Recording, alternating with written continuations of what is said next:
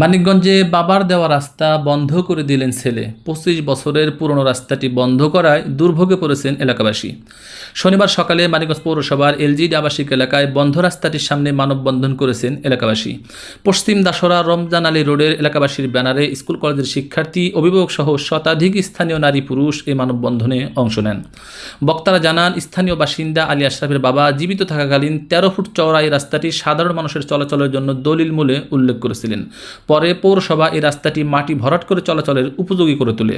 আলী আশরাফ নিজে স্বাক্ষর করে এই রাস্তার জন্য পৌরসভা থেকে বরাদ্দ এনেছিলেন। সম্প্রতি আলী আশরাফ রাস্তাটি বন্ধ করে সেখানে একটি পাকা গেট নির্মাণ করেছেন।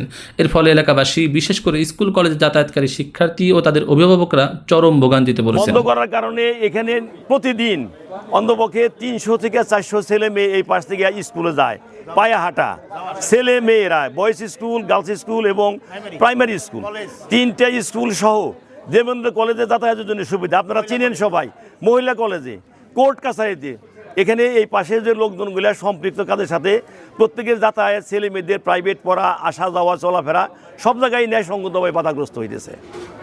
25 বছরের একটা জিনিস আইনত উনি পারে না। এটা এলাকাবাসী এবং এলাকা থেকে আরও দূর থেকে যারা আসে তাদের সহজলভ্য রাস্তা এইটি ব্যবহার করে এবং অতি স্বল্প সময়ের মধ্যে তারা তাদের শহরে পৌঁছে যায়, শিক্ষা প্রতিষ্ঠানে পৌঁছে যায়। এটি সহজ রাস্তা।